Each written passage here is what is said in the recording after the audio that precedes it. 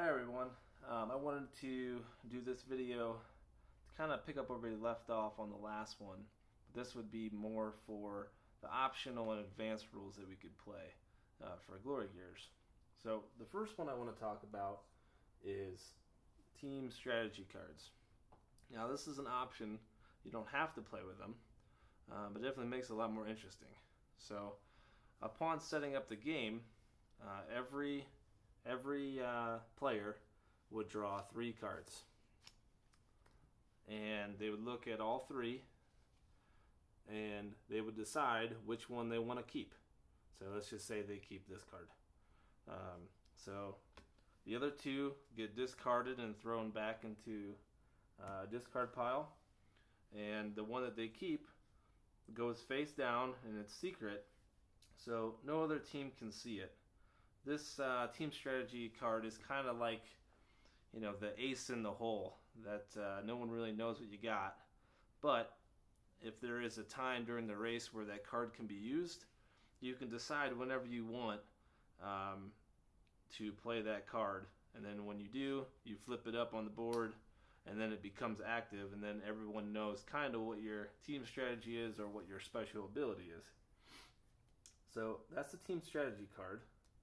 The next thing I want to talk about is a slightly more dynamic movement, which is still part of the race, but definitely adds a little more character to it.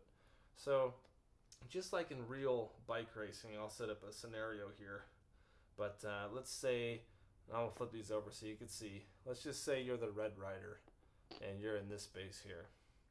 Now, there's another rider in an adjacent forward space here, but there's also a rider in front of you, which could happen anytime you race a bike. Now I'll flip these all over so you can see them better.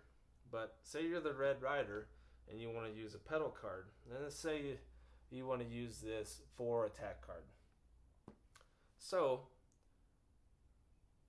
just like real racing, what you're going to do is you're going to use that number of movements to actually push and fight your way through this small pack here. So you can move another rider and it counts as one of your movements.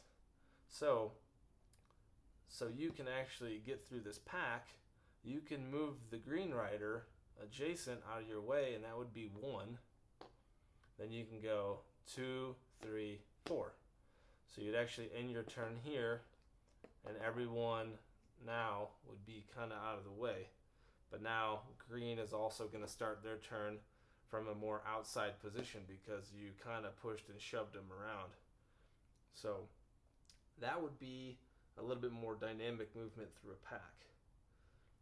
The next thing I wanted to talk about, and this is also optional rule, but I highly suggest you use it because it definitely makes the game a lot more interesting.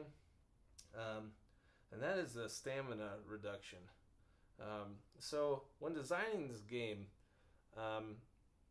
there's a lot of games that I've played that, they're maybe really cool once you start playing them, but, maybe you open up the box and there's like 8,000 pieces, and it takes you half an hour to set it up. To me, when I have to do that, it kind of deters me from wanting to play it once I set it up. So, instead of having kind of like this really fancy 3D printed stuff and all these extra pieces, I integrated this piece to work with this stand. So as you can see, when you look at this rider, you don't really see anything but the rider. So when you come out of your pit, this would mean he's totally fresh. Now, for an example, let's say, let's set up the board here. So let's say you're the blue rider, and you decide to use this 8 pace card. And what you'll notice is if you use it, it's the highest movement you can make on the board, but it comes with a penalty. So if you use this card, you'll notice you'll have to lose 1 stamina. So you'll move 8 this turn, but your next turn, whatever you throw, say you throw a 6 pace card, it's actually a 5 now. So how that would work is after you use that 8 pace card, you would slide over this stand, exposing that 1. So now wherever you go on the track, you can always see that he's -1. So he's starting to get pretty tired. Now once again, if you use another 8 pace card, then you slide it over again, exposing the -2. So now when he's on the track, he's really hurting his -2. So if you throw your next card, you throw something small like that 4 attack card, and you're only moving 2 spaces, and some other people are moving 7 and 8, yeah, you definitely need to get into the pit really soon and get a new rider out, which would lead me to the next thing we want to talk about, which would be pitting. So obviously when your rider gets tired, you want to get him into the pit, and you want to get a fresh rider out there so he's fast. So for simplicity purposes here, let's just say you're the red rider, okay? And let's say you are right there, but you're getting really, really tired. Let's say you want to play a 5 pace card. So you'd move 1, 2, 3, 4. So it's just enough to get into the pit. So as long as you use a card that has at least enough spaces to enter the pit, you're okay. Or you don't have to have the exact number to get in there. So say that was the end of your turn, you pick up another pedal card, you replenish your hand. This rider slots back into here, and now your new fresh rider is ready to come out on your next turn. So this would lead to the next kind of advanced rule that you can play, and that would be to see if you actually dropped or botched the exchange to your new rider. So, and this is where the dice come in. So what you would do on this is when you're starting your turn to leaving the pit, you would roll a dice, or roll a die. And on the event that you roll a 1, it is a dropped exchange. From there, you roll one more time to see the severity of how badly that drop was. So let's say you rolled a 1, so we know that this relay in this exchange was a drop. So we roll again, and now it's a 4. So a 4 would indicate how many spaces you lose off whatever pedal card you want to play exiting. So let's say you wanted to play a 6 pace card leaving the pit. Since you dropped that exchange and the severity of it was a 4, you only get to move 2 spaces out of this pit. So you can go 1, 2. I mean, that would probably be your very best move. So that would be another advanced rule for dropped exchanges. Now, leading up, coming out of this pit, you'll notice Red Rider here is about ready to start his next lap. So let's say he's starting lap 2. He's on lap 1. Upon crossing the start-finish line, let's say he used a 5 pace card. So he's 1, 2, 3, 4, 5. And that's where he finishes. He picks up another pedal card to replenish his hand. But now he needs to roll to see if he had a mechanical. So this is where you use 2 dice. So upon crossing, every time you cross the start-finish line, you'd roll a dice. Since he's starting lap 2, anytime you match the number that you roll to the lap that you're starting, it would be a mechanical. So it means you dropped your chain or you had a flat. Now, in the event that that happens, then you roll 1 dice to establish the severity of how bad the mechanical was.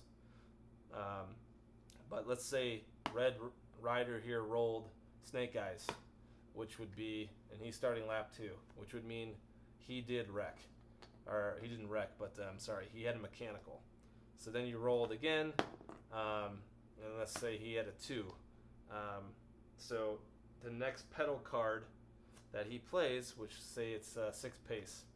So now he only moves 4 spaces. So 1, 2, 3, 4. Now, the one other thing that we would talk about would be wrecks, and this one gets a little bit more complicated, but it's still very simple. The rules change slightly if you have more players. There's one more step, but once again, it can be completely resolved pretty darn quickly. So it keeps the game the pace of the game very, very quick. So once again, we're always going to pretend we're the Red Rider here. So say you have these 2 riders in front of you, okay? They're in this space and this space. And you use a pedal card that ends up putting you adjacent where your space opens up into both of their spaces where there's current riders in. So in the event that when you end your movement like this, everyone opening up in these spaces would have to roll a die. Now, in the event when you're playing with fewer people, like 4, everyone would roll a die. Now, in the event that any of these numbers matched, say Yellow Rider rolled a 1, but then so did you. That means these 2 riders ended up wrecking. This rider, maybe he rolled not a 1, but maybe he rolled a 5. He would be in the clear. So in the event that this happens, Blue Rider would actually would be the lead rider. Everything moves forward 1 more lap, and then the remaining people would fill in the starting grid once more. Now, if there's a lot more than 4 people playing,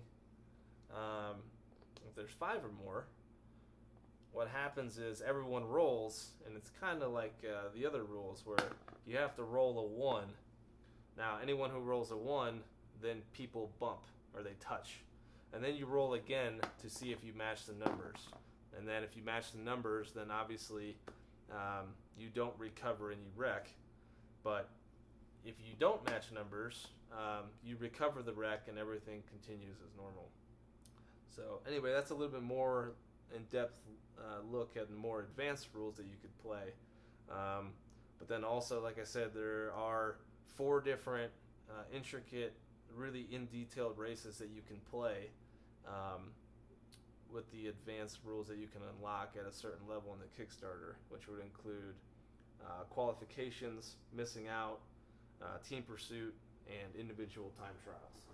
So hope that was really helpful for you guys.